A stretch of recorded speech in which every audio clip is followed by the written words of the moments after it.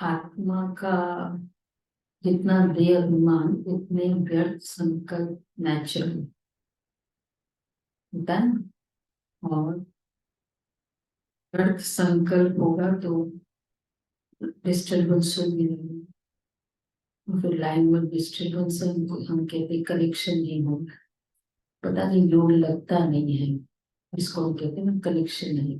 तो डिस्टर्बेंस है, डिस्टर्बेंस का रीजन ये है, उसका रीजन ये है।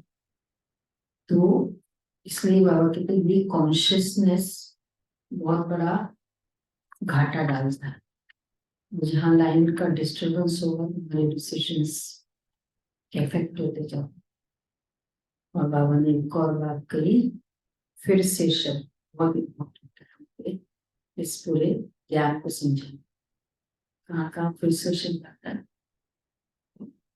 कहते हैं फिर से। ये बाप भगवान आया है, फिर से ये ड्रामा का चक्र होता है। ये फिर से शब्द में काफी कुछ डिस्क्लोजर्स।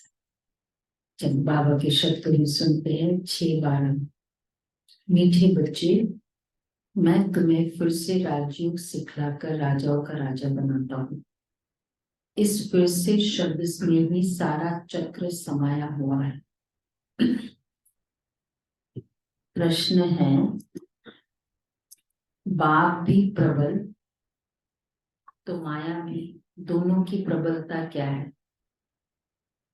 बाप भी प्रबल है, सर्वशक्तिवान है, और माया भी प्रबल है।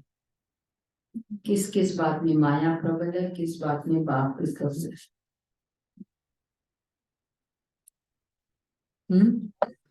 देहबान, में प्रबल है बाबा, और माया देहबान ज्यादा कराती है माया, फिर देहबान लाने में प्रबल है। खींचती है। और बाबा किस बात में प्रबल है? राइट बात बताइए। बाप तुम्हें पतित से पावन बनाने में बाप प्रबल है। देखो, ये हम नहीं कह सकते क्या करे, इसलिए बाप को पतित पावन सर्वशक्तिवान कहा जाता है। माया फिर पतित बनाने में प्रबल है।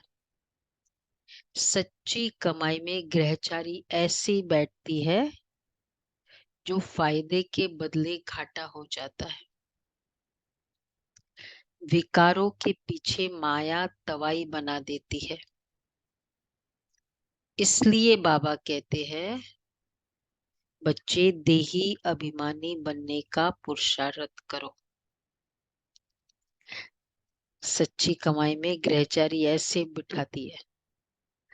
अच्छी खासी सच्ची कमाई चल रही है और कुछ ऐसे संकल्प आ गए, कर्म हो गए, तो इसलिए बाबा कहते बच्चे ये पुरुषार्थ करो। गीत है, हमें उन राहों पर चलना है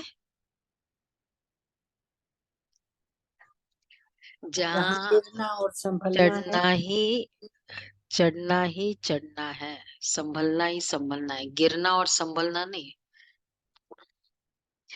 नहीं तो फिर हम उसको भी स्ट्राइड पे ले लेते हैं ना। हाँ, नेचुरल है ना, अभी संपूर्ण नहीं बने हैं ना, गिरेंगे फिर संभलेंगे, गिरेंगे फिर संभलेंगे। अच्छा, आगे हम हैं आगे वो क्या है? दिए औरों के लिए जिन्हें तूफानों में चलना है। हम है वो दिए औरों के लिए।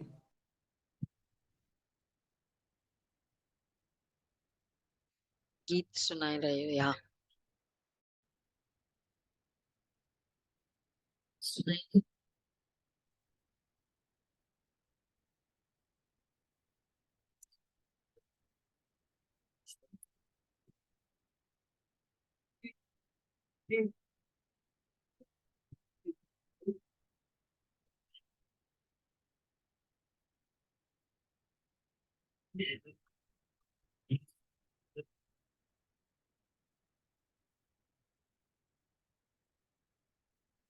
बाबा ने भी याद दिलाया, ओम शांति।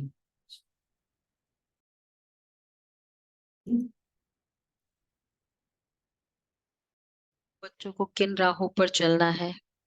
जरूर राह बताने वाला होगा। मनुष्य रॉन्ग रास्ते पर चलते तब तो दुखी होते हैं। अभी कितने दुखी है, क्योंकि उनकी मत पर नहीं चलते, उनके दूसरे की मत पर राह पर चल रहे हैं। सब उल्टी मत पर चलते आए हैं।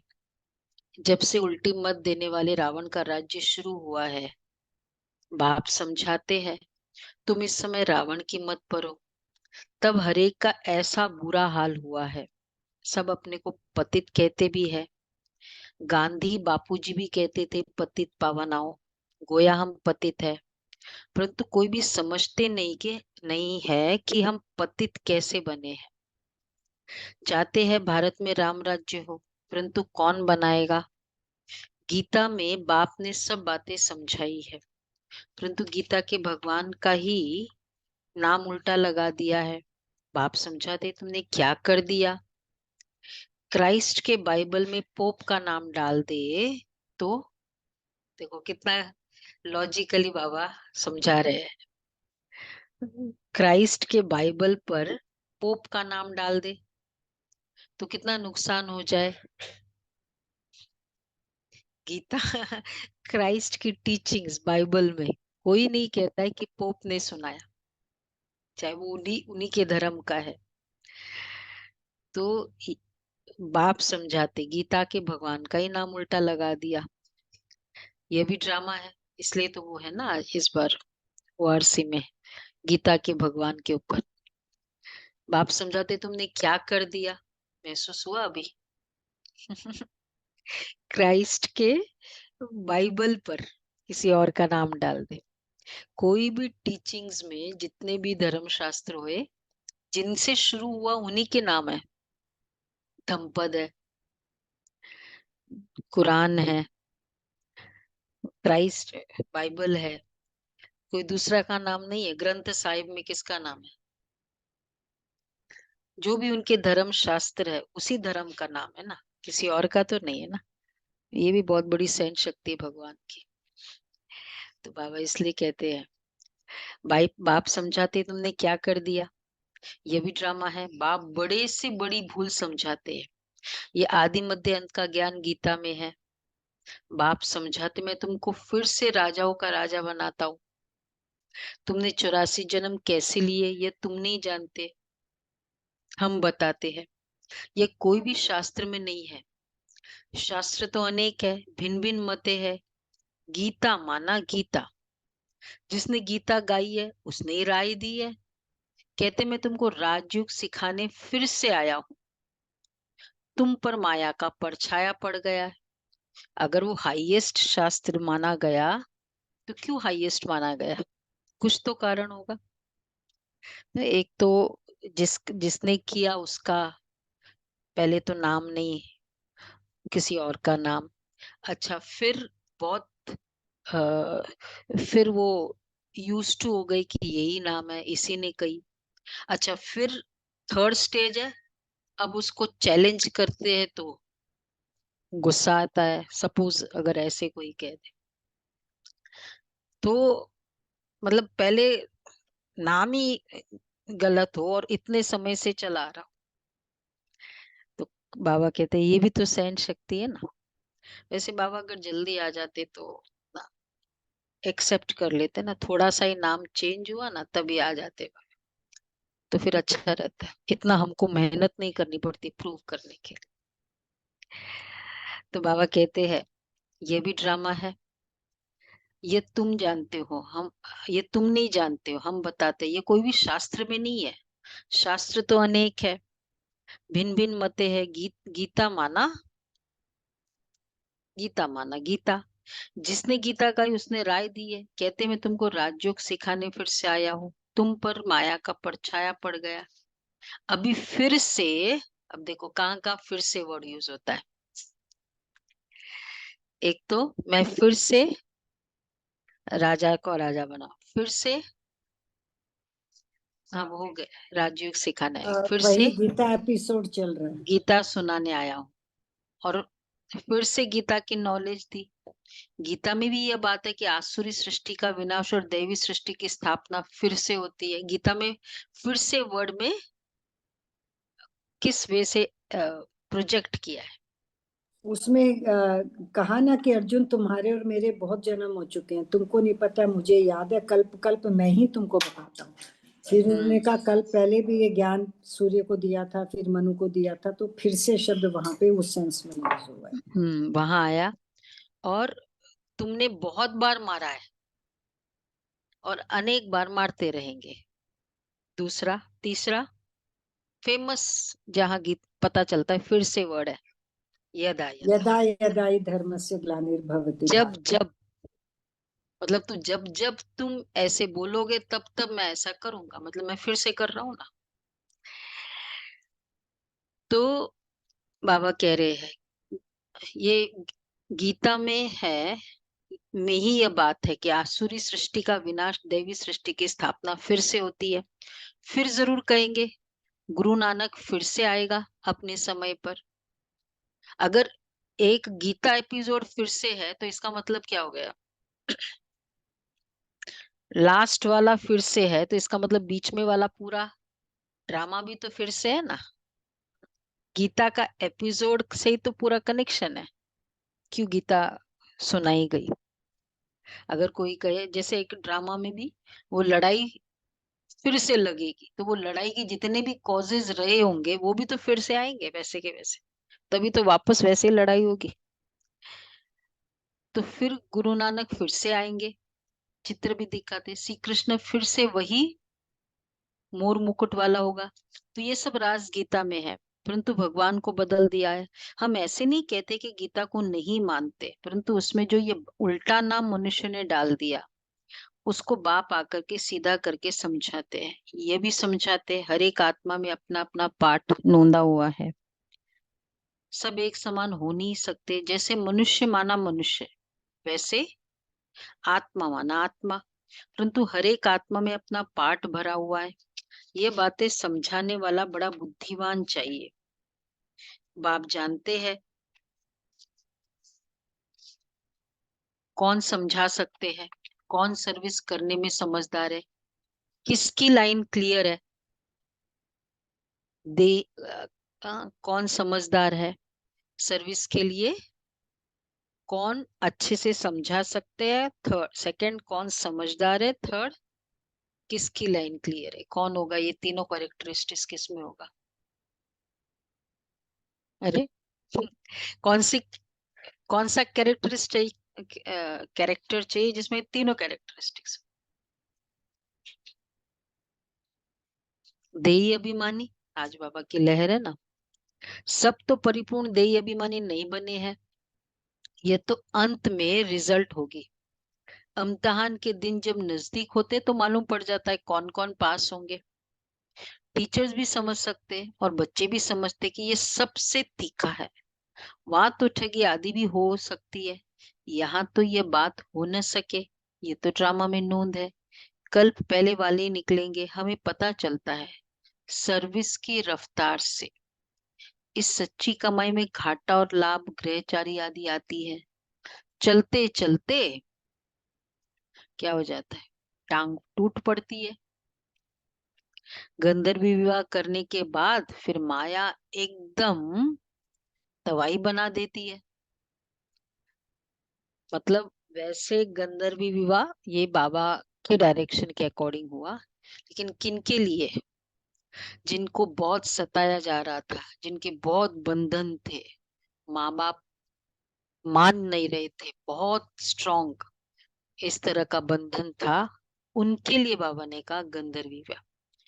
मैं सेंटर पे चल नहीं सकती हूँ, मुझे जॉब करना अच्छा लगता है, मुझे कमाई करनी है, लेकिन सिंगल रहना है, मतलब ये वाली जो स्टाइल है वो फिर चलो, वो भी ज्ञान में हम भी ज्ञान में, ये वाले गंधर्व विवाह, वो गंधर्व विवाह नहीं होते।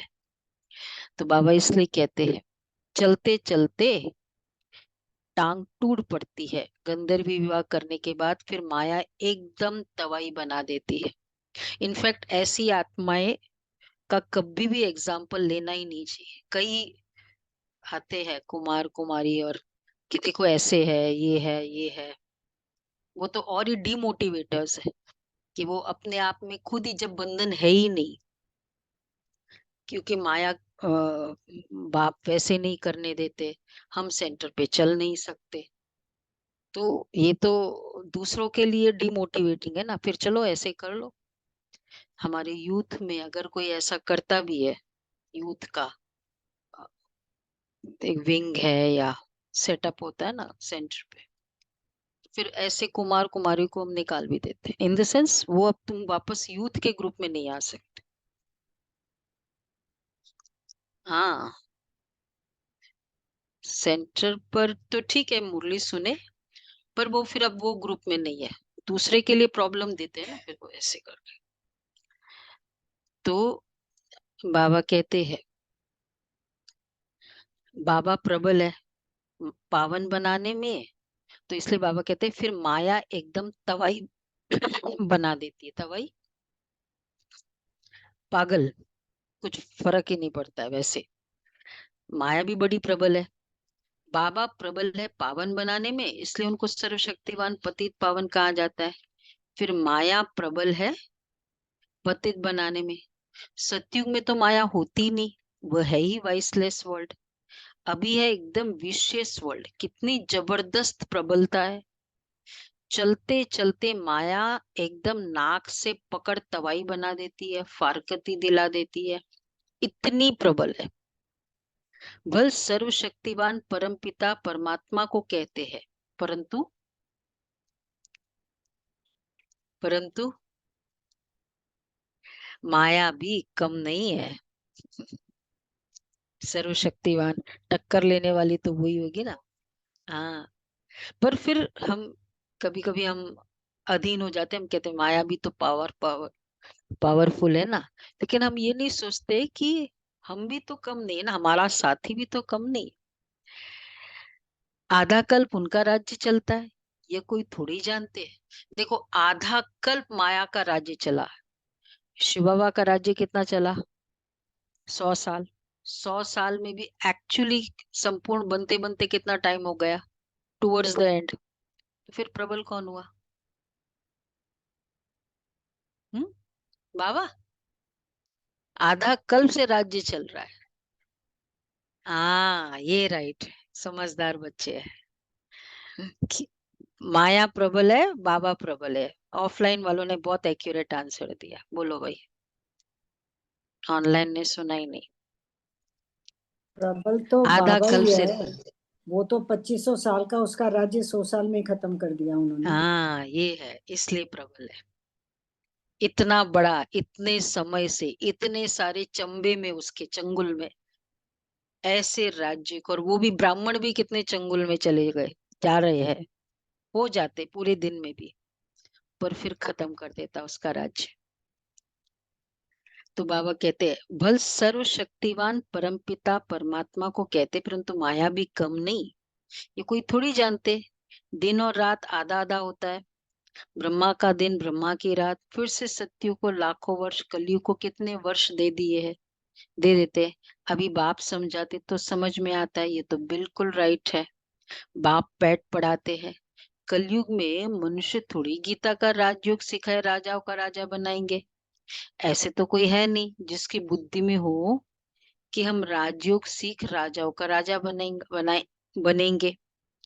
वो गीता पाठशालाएं तो अनेक है। देखो, राजा बनने का वो नहीं आता है उनको, मतलब वो कोई मकसद भी नहीं होता है। गीता सुनना है, अच्छी बातें जीवन में धारण करना है, पर राजा बनना है, ये वाला कोई है किसी भी स्पिरिचुअलिटी का एम, डेस्टिनेशन? मतलब कितना महाराजा, और वो सोच भी नहीं सकते। फिर वो सोचते हैं तो भौतिकवाद है, क्या है संसार में राजा बनना, क्या है? भौतिकवाद नहीं है, क्योंकि उसका कनेक्शन है ना पूरा। भौतिकवाद वो तो बाद में की बात है, लेकिन उसका कनेक्शन पूरा अभी से है। वैसे हम चाहते दुनिया बहुत अच्छी हो जाए, ये जमाना खराब है, फिर भौतिकवाद कैसे हुआ? फिर अच्छा राजा भी तो चाहिए, जमाना अच्छा कैसे होगा? तो किसकी बुद्धि में है ही नहीं। वो गीता पाठशालाएं तो अनेक है, कोई भी एम ऑब्जेक्ट राजा ही पाने का है ही नहीं। यहाँ तो कहते हैं हम बेहद के बाप से भविष्य सुख के राजाई पाने के लिए पढ़ाते हैं। पहले पहले तो अल्प पर समझाना है। गीता पर ही सारा मदार है। मनुष्य को कैसे पता पड़े सृष्टि चक्र कैसे फिरता है, हम कहाँ से आए हैं, फिर कहाँ जाना है, कोई को पता नहीं है। कौन देश से आया, कौन देश है जाना। गीत भी है ना, सिर्फ तोते मुआफिक गाते रहते हैं। बुद्धि जो आत्मा में है वह नहीं जानती कि हम जिसको हे परमपिता परमात्मा कहते हैं वह कौन है। उनको न देख सकते न जान सकते। आत्मा का तो फर्ज है ना बाप को जानना, देखना। अभी तुम समझ गए हो हम आत्मा है, परमपिता परमात्मा बाप हमको पढ़ाते हैं। कितना इम्पोर्टेंट डिस्क्लोजर और प्लस उसकी फीलिंग है कि हम आत्मा है। आत्मा समझते ही क्या क्या एडवांटेजेस है, लिस्ट निकाल सकते हैं। आत्मा समझते ही हाँ लिस्ट निकालेंगे भी, पता चलेगा कि कितना जरूरी है आत्मा का ज्ञान।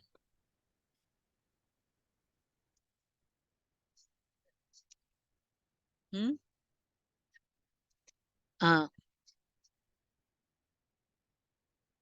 फीलिंग अलग हो जाती है। मतलब पूरे दिन में आत्मा समझने से क्या क्या बेनिफिट्स है और कितना जरूरी है, लिस्ट निकाले। फिर क्या है, फ्राइडे आएगा ना, देखते उस समय करेंगे। तो बाबा कहते हैं जैसे किसकी आत्मा का फर्ज तो है ना बाप को जानना। अभी तुम समझ गए हम आत्मा है, परमपिता परमात्मा बाप हमको पढ़ाते हैं। बुद्धि कहती है बाप आकर पढ़ाते हैं। वैसे जैसे किसकी आत्मा को बुलाते तो समझते हैं ना उसकी आत्मा आई है। तो तुम समझते हो आत्मा है, हमारा वह बाप है, बाप से जरूर वर्षा मिलना चाहिए। हम दुखी क्यों हुए हैं, मनुष्य तो कह देते बाप ही सुख दुख देने वाला है, भगवान को गाली देते रहते हैं। वह है आसुरी संतान, जैसे कल्प पहले कहाँ है वैसे कहते हैं। तुम अभी प्रैक्टिकल में ईश्वरीय संतान बने हो।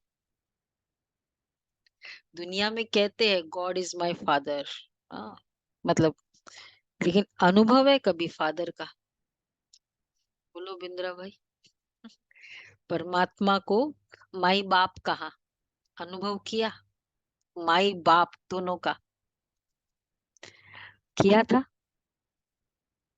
नहीं किया ना। तो इसलिए बाबा कहते हैं कि ये तुम अनुभव से कह सकते हो। भगवान मतलब मेरा फादर, हम ये नहीं कहते भगवान मेरा फादर है, हम क्या कहते हैं?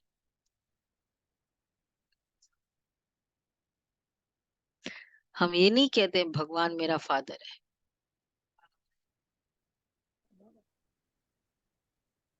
हाँ, हम परमात्मा के बच्चे मेरा फादर भगवान है, हम ये नहीं कहते।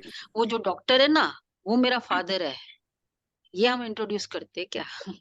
मेरा फादर डॉक्टर है, सुपर स्पेशलिस्ट है, ये इंट्रोड्यूस करते हैं ना। तो बाबा कहते हैं भगवान को गाली देते रहते हैं। हम दुखी हुए हैं, मनुष्य तो कह देते हैं बाप ही आकर सुख दुख देता है। अभी तुम प्रैक्टिकल में ईश्वरीय संतान बने हो। आगे तुम अभी ईश्वरीय संतान है, पहले तुम थे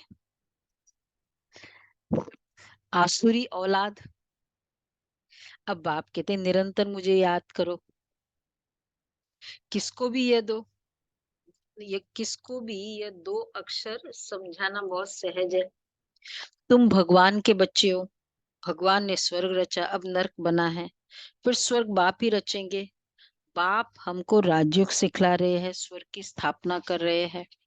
अच्छा, शिव को नहीं जानते हो, प्रजापिता ब्रह्मा को भी रचने वाला वह बाप है। तो जरूर बाप ब्रह्मा द्वारा ही सिखाएंगे। अभी शूद्र वर्ण है, हम ब्राह्मण से देवता क्षत्रिय बनेंगे, नहीं तो वो विराट रूप क्यों बनाया है? चित्र ठीक है परंतु समझ ही नहीं सकते। शूद्रों को ब्राह्मण कौन बनाएंगे? जरूर प्रजापिता ब्रह्मा चाहिए ना। उनको कैसे अडॉप्ट किया? जैसे तुम कहते हो ये मेरी स्त्री है, उनको मेरी कैसे बनाया? स्त्री को कैसे बना दिया मेरी? पहले तो वो लड़की थी, कन्या थी, मेरी कैसे बनाया उसको? देखो बाबा कितना लॉजिकली एक्सप्लेन कर रहा है, ब्रह्मा मेरी कैसे कैसे बनाया? हाँ, एडॉप्ट किया ना, पसंद आई, एडॉप्ट किया।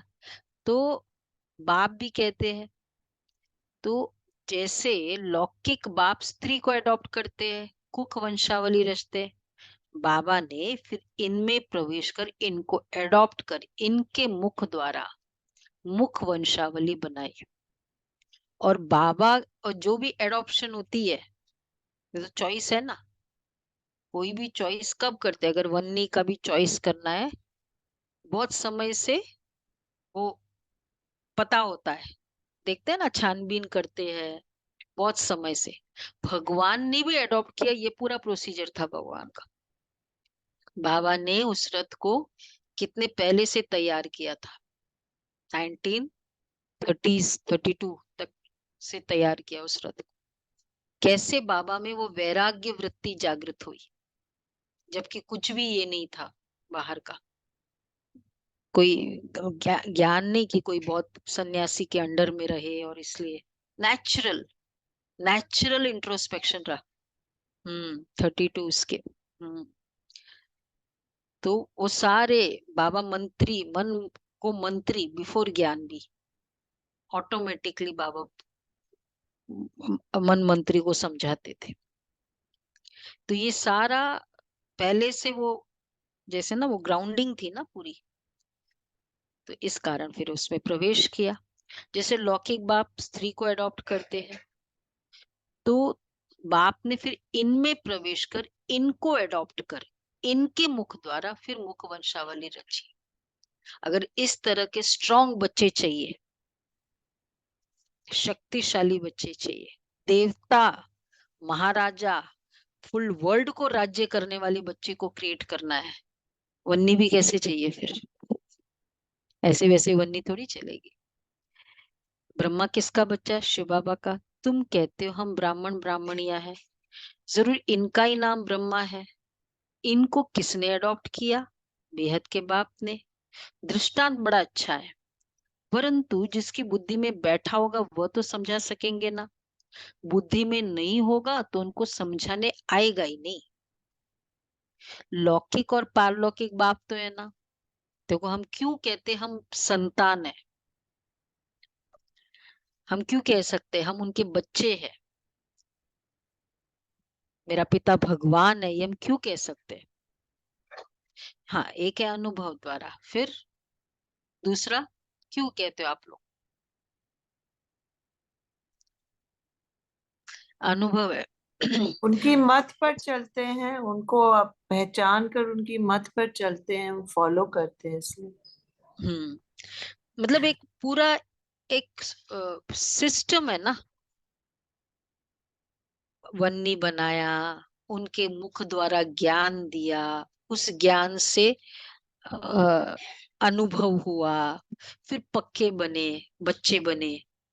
मतलब ये पूरा सिस्टम है ना। ऐसे ही कोई कह दे गॉड इज माय फादर, क्यों वो निकलता नहीं है उनको? उनको कुछ ऐसी प्रॉब्लम है, फादर क्यों नहीं याद आता है जब है ना फादर?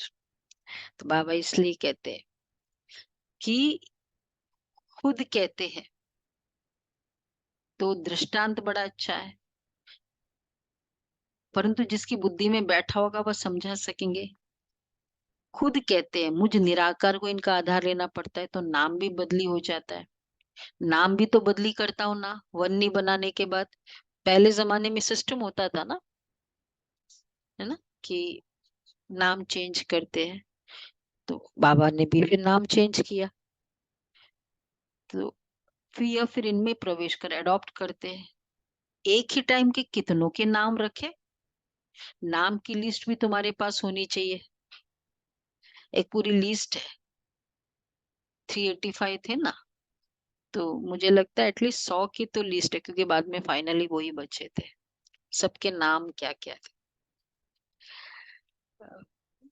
एक बार आया था इसमें, शायद यूट्यूब में नहीं, हाँ कोई व्हाट्सएप में भेजा था ये, प्रकाश मणि। बाकी दादियों का तो नाम फेमस जो है उनकी तो पता है, लेकिन बाकियों के भी नाम।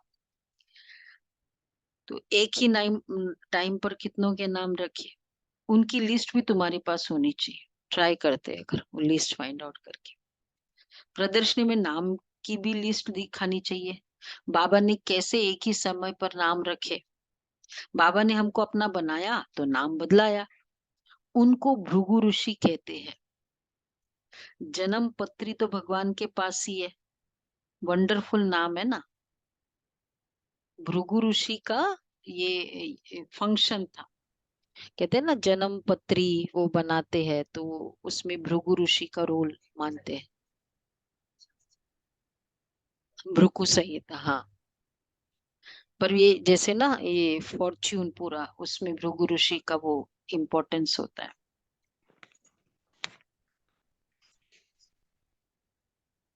किसमें? भृगु संहिता।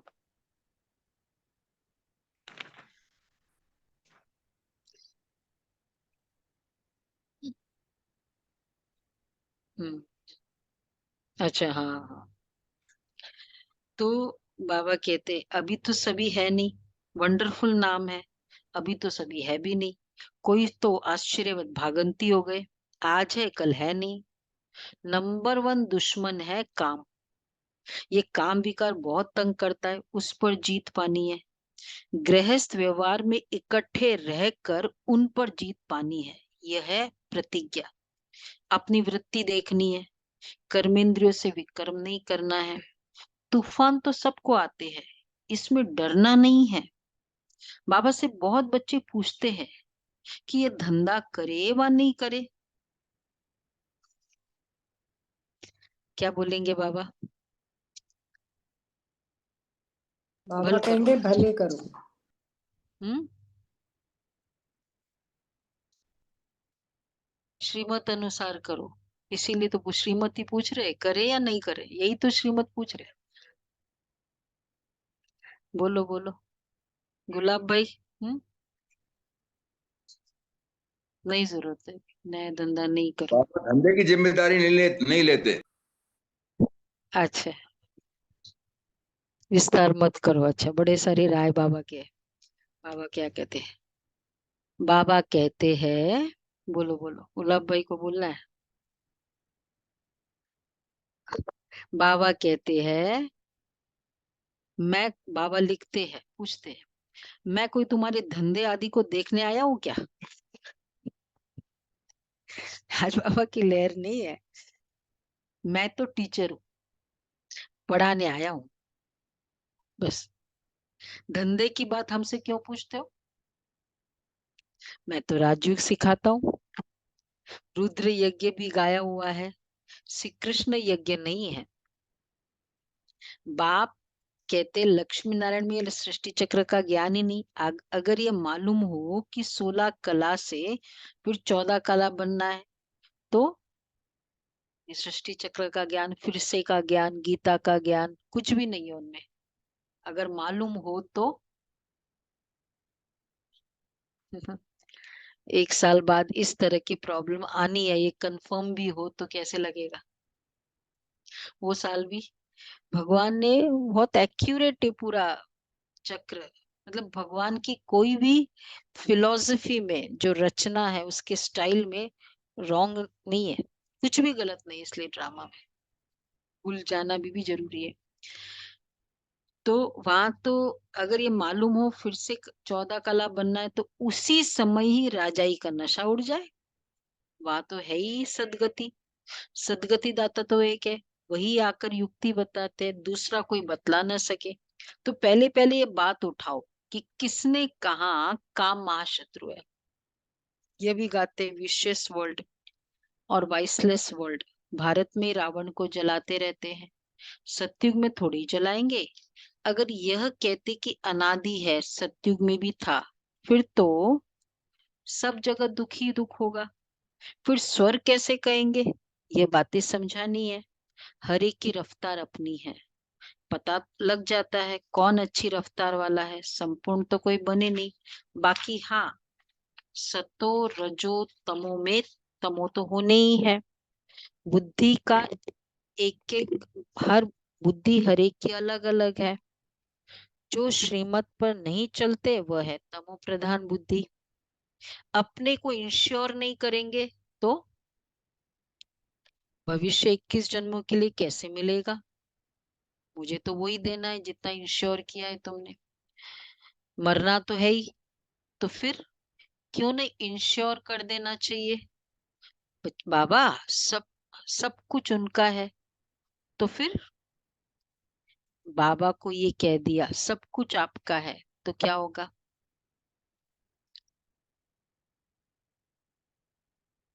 तो परवरिश भी वह करेंगे।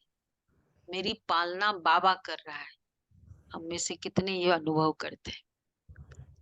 बाबा के भंडारे से मैं भोजन कर रही हूँ, बाबा के भंडारे से ड्रेस मिल रहा है, बाबा के भंडारे से। अनुभव करते हैं? ये फीलिंग होती है? हाँ, वंडरफुल, बहुत अच्छा। इसलिए पूरा जैसे हमने रोज नियम बनाया, समर्पित करना ही है पूरा अमृत वेला। वैसे तो पूरे दिन भी, लेकिन ये तो एक जैसे मैंडेटरी है कि सब कुछ बाबा को दे दो, ताकि थोड़ा सा भी कभी भी कुछ हो जाए इस शरीर का, मुझे एकदम निश्चय है कि राइट के हाथों में पड़ा है। यही तो चाहिए होता है ना, निश्चिंतता। बाबा को दे दो। बा- हम्म हम्म तो सब कुछ उनका है, तो परवरिश भी वह करेंगे। भल कोई सब कुछ देते हैं परंतु, अच्छा देखो बहुत अच्छी बात बाबा ने, भल कोई सब कुछ दे देते हैं परंतु फिर सर्विस नहीं करते। बाबा को एक बार दे दिया सब कुछ, सर्विस नहीं करे तो जो दिया वह खाते रहते हैं, तो बाकी जमा क्या होगा? फिर कुछ भी नहीं। सेवा जितना हम पालना लेते हैं उससे डबल तो सेवा करें ना, तब तो फिर जमा होगा। तो बाकी जमा क्या होगा? कुछ भी नहीं। सर्विस का सबूत चाहिए। देखा जाता है। अब देखो बाबा देखते हैं कौन पंडे बनाते हैं। नए बीके भी आपस में सेंटर चलाते हैं, उनको भी ऑफरिंग दी जाती है। अब ये तो उस समय की बात है कि ऐसे चलो सेंटर दो चार मिले, क्लास शुरू की। पर आजकल क्योंकि उन दिनों कम थे सेंटर्स, कम थे, बहने कम थे, पर अब तो इतना विस्तार हो गया, तो पूरा एक सिस्टम बना हुआ है, नेटवर्क बना हुआ है। ये नहीं कि हम दो चार मिलके चलो क्लासेस शुरू कर सकते हैं, ऐसे पूरा सिस्टम है। कोई भी प्रोग्राम करना है, कुछ भी, इवन किसी को इस तरह से मेरे घर में बुला के हम कोर्स कराए, मेरे वो तो ठीक है अपने संबंधी को कभी वैसे, बट अगर ऐसे हम फोन करें कि चलो मैं प्रोग्राम कर रही हूँ आ जाओ बाबा का, ये नहीं चलता है। फिर बीकेएस को बुलाए, हमारे अपने सेंटर के बीकेएस को, चलो मैं प्रोग्राम कर रही हूँ, निमित्त जो है उसको नहीं बताया और ऐसे ऐसे करते जाए, तो ये पूरा लॉ के विरुद्ध है। क्योंकि फिर बहुत विस्तार है ना, तो ऐसे तो कोई कंट्रोल ही होगा नहीं। और फिर जिम्मेवारी कौन लेगा? नाम बाबा के नाम पे अगर कुछ भी करता है, जिम्मेवारी किसकी होती है? लोग किसको पॉइंट पॉइंट आउट करेंगे? सेंटर पे करेंगे ना, बहनों को करेंगे। उनको तो ये नहीं ना कि वो कहते ब्रह्मा कुमारियों का वहां मैंने ऐसे सुना, वहां ऐसे हो रहा है, तो नाम किसका हो रहा है? तो इस कारण अभी ऐसे नहीं चलता। आप डायरेक्ट कोई सेंटर पे चले जाओ, कोई ऐसे प्रोग्राम करने लग जाओ, क्लासेस कराओ, इकट्ठा कर लो, ये नहीं चल सकते। फिर वो सिस्टम के बाहर चलते हैं। हाँ, पूरी राय लेके अगर परमिशन है बेशक फिर करो। तो ये उस समय तो कम थे तो बाबा ऐसे ही करते थे, और वो फिर पक्के धारणा वाले थे। ऐसे कई जगह भी हुआ कोविड के समय, और फिर वो सिस्टम से बाहर है। तो नए बीके भी आपस में सेंटर चलाते हैं, उनको भी ऑफरिंग दी जाती है। ये नॉलेज तो बड़ी सहज है, वानप्रस्थ अवस्था वालों को जाकर समझाओ। अब जैसे ये श्री फोर्ट सेंटर भी बाबा जब वो जाते थे ना, सदगीता बहन जी, वहां बाबा आते थे रजौरी, वहां सब बंधन में होकर भी जाते थे। अलाउड तो नहीं था, बहुत बड़ी फैमिली थी एक्सटेंडेड, ससुर और वो सब। तो फिर बाबा ने कहा कि साउथ में कुछ है ही नहीं, साउथ दिल्ली में, तो अब अपने घर में शुरू करो। साकार बाबा ने कहा, उन दिनों तो नहीं था ना वैसे, और फिर अपने घर में शुरू की, ऐसे करके शुरू। पर अभी ऐसा नहीं है, अभी घर में नहीं शुरू कर सकते क्योंकि सब जगह सेंटर है, सब बहनें हैं। तो ये नहीं घर में आ जाओ, चलो मैं क्लासेस कराती हूँ, वो नहीं चलता। तो बाबा इसलिए कहते हैं ये नॉलेज बड़ी सहज है, वानप्रस्थ अवस्था वालों को जाकर समझाओ। वानप्रस्थ अवस्था कब होती है? बाप ही गाइड बन सबको ले जाएंगे। तुम जानते हो बाप ही कालों का काल है, हम तो खुशी से बाप के साथ इकट्ठे जाना चाहते हैं। तो पहले पहले मुख्य बात ये उठाओ। वापस आ गई बाबा की लहर। कौन सी बात उठानी है? गीता का भगवान कौन है? जिसने रचना रची। लक्ष्मी नारायण को राजयोग किसने सिखाया? उनकी भी राजधानी स्थापन हो रही है, और कोई राजधानी स्थापन करने आते ही नहीं है। बाप ही राजधानी स्थापन करने आते हैं, सब पतितों को पावन बनाते हैं। यह है विशेष वर्ल्ड, वह है वाइसलेस वर्ल्ड। दोनों में नंबरवार मर्तबे हैं। जो श्रीमत पर चलने वाले होंगे उनकी बुद्धि में यह बातें बैठ सकती है।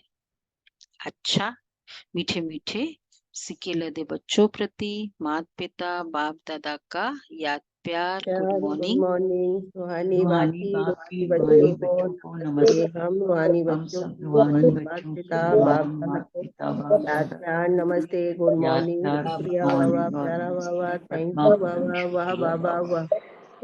पद्मापदम शुक्रिया। पहला पॉइंट है, बुद्धि की लाइन सदा क्लियर रहे। इसके लिए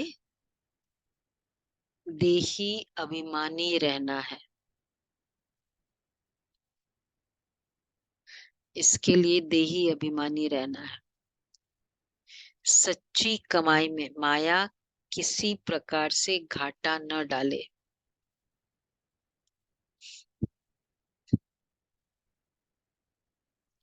ये संभाल करनी है। सच्ची कमाई में माया किसी प्रकार से घाटा न डाले, यह संभाल करनी है। दूसरा है,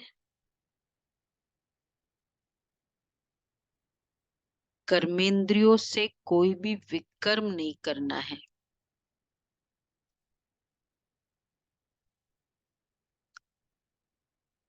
इंश्योर करने के बाद सर्विस भी जरूर करनी है। इंश्योर करने के बाद सर्विस भी जरूर करनी है। वरदान है, माया को दुश्मन के बजाय पाठ पढ़ाने वाली सहयोगी समझ, एकरस रहने वाले माया जीत भव।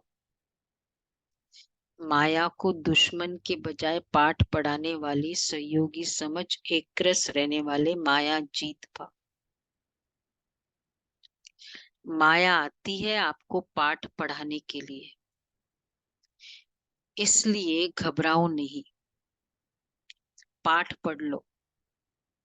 कभी सहनशीलता का पाठ, कभी शांत स्वरूप बनने का पाठ पक्का कराने के लिए ही माया आती है। इसलिए माया को दुश्मन के बजाय अपना सहयोगी समझो, तो घबराहट में हार नहीं खाएंगे। पाठ पक्का करके अंगद के समान अचल बन जाएंगे। कभी भी कमजोर बन माया का आह्वान नहीं करो, तो वह विदाई ले लेगी। तो कितना अच्छा है, कभी किसी ने क्रोध किया तो माया कौन सा पाठ पढ़ा रही है। तो कभी किसी ने इंसल्ट किया तो माया कौन सा पाठ पढ़ा रही है। इंसल्ट किया तब कौन सा पाठ पढ़ा रही माया। सहनशीलता देह अभिमानी बनने का, हाँ, सहनशीलता का सहन भी होता है। शक्ति, क्रोध हाँ। किया, देह अभिमानी कितना है, हम हम्बल कितने हैं। तो बाबा इसलिए कहते तो सहयोगी समझो, क्योंकि मुरली से कभी नहीं पढ़ समझ सकते तो फिर माया पढ़ाते। दोनों सर्वशक्तिवान है ना। स्लोगन है, हर संकल्प में दृढ़ता की महानता हो तो सफलता मिलती रहेगी। दृढ़ता की महानता हो तो सफलता मिलती रहेगी। अच्छा जी, अव्यक्त इशारे बाद में करने, साथ में मुरली के साथ करेंगे अव्यक्त इशारे।